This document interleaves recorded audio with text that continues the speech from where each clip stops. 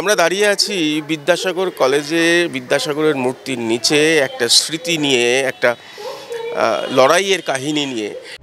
দ্বিশতবর্ষ পেরিয়ে আজও সমান প্রাসঙ্গিক ঈশ্বরচন্দ্র বিদ্যাসাগর। শুক্রবারই ২০৬তম জন্মদিন মহান এই মনীষীর। জন্মদিবসে তাঁরই উদ্যোগে তৈরি কলকাতা পূর্বতন মেট্রোপলিটন কলেজ, বর্তমানের বিদ্যাসাগর কলেজ ঘুরে দেখল সিএন। ২০১৯ সালে এই বিদ্যাসাগর কলেজের পড়ুয়াদের ভয়াবহ অভিজ্ঞতার সাক্ষী হতে হয়েছিল। অমিত শাহর রোড শো চলাকালীন কালো পতাকা দেখানোর সময় বিদ্যাসাগর কলেজের রেলিং টপকে ঢুকে পড়ে দুষ্কৃতীর দল। ভাঙচুর করা হয় কলেজ, ভাঙা হয় বাংলার গর্ব বিদ্যাসাগরের মূর্তিও।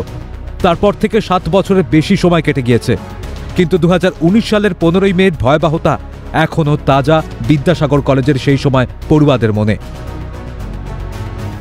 মানে অমিত শাহ স্বরাষ্ট্রমন্ত্রী দেশের, তার সাথে যে মবটা এসেছিল সেটা মনে হচ্ছে হুলিগান টাইপের, মানে এত ভয়ঙ্কর মব। মানে আমরা এখানে দাঁড়িয়ে, আমরা মেয়েরা কিছু এবং আমরা ছেলেরা, আমি তখন বিদ্যাসাগর ডে কলেজের স্টুডেন্ট ছিলাম এবং আমার সাথে যারা ছিল ইভিনিংয়েরও ছিল এবং ডেরও ছিল কিছুজন। আমরা মানে ছুটি হওয়ার টাইমটা ঠিক মানে 4:30 5টা ওই রকম টাইম।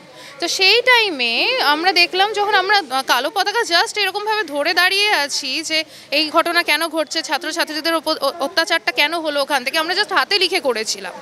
সেটার যে এরকম ভয়ঙ্কর আমাদের রিপারকেশন হতে হবে, মানে এখান থেকে হাত ধাক্কা দিয়ে আমাদের এখানে স্ন্যাচ করে আমাদের মানে ইট বৃষ্টি শুরু হয়ে গেছিল। মুখ্যমন্ত্রী মমতা বন্দ্যোপাধ্যায়ের নির্দেশে বিদ্যাসাগর কলেজে মহান মনীষী ঈশ্বরচন্দ্রের মূর্তি ফের বসানো হয়। নতুন মূর্তি বসানো হলেও এখনো সযত্নে রক্ষিত পুরনো মূর্তি। বলার মতো অবস্থায় নেই।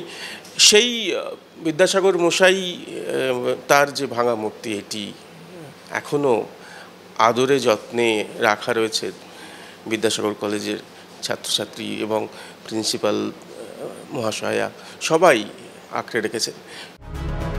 একদিকে যখন বিদ্যাসাগরের জন্মদিন, সেই সময় চড়া বাঙালি অস্মিতার সুর।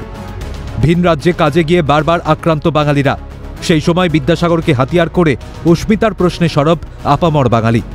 পুজোর আবহে অস্মিতার প্রশ্ন চড়া, পিছিয়ে নেই ঈশ্বরচন্দ্রের হাতে তৈরি বিদ্যাসাগর কলেজও। এখন আমাদের মাননীয় সিএমই বলুন বা চতুর্দিকে সবাই মিলেই বলুন যে বাঙালির আবার সেই হারানো যে অস্মিতা বা হারানো যে ঋত গৌরব, তা পুনরুদ্ধারের একটি জোয়ার এসেছে এবং বিদ্যাসাগর কলেজ কোনো অবস্থাতেই সেই জোয়ারের থেকে পিছিয়ে থাকতে পারে না বা সেই জোয়ারে তাকে ভাসতেই হবে। যে এই মুহূর্তে দাঁড়িয়ে কতটা মনে করানো দরকার যে বাঙালি জাতি বা বাংলা সংস্কৃতি বা বাঙালি মনীষীদের ওপরে যে আক্রমণ, সেটাকে রক্ষা করার জন্য রক্ত পর্যন্ত ঝরিয়েছিলেন স্বর্ণালী, যেমন বললেন। এই বিষয়টা এই মুহূর্তে তুলে ধরা, আর সেটাই হলো এই প্রতিবেদনের মূল লক্ষ্য। সুরজিতের সঙ্গে প্রীতম দে, ক্যালকাটা নিউজ।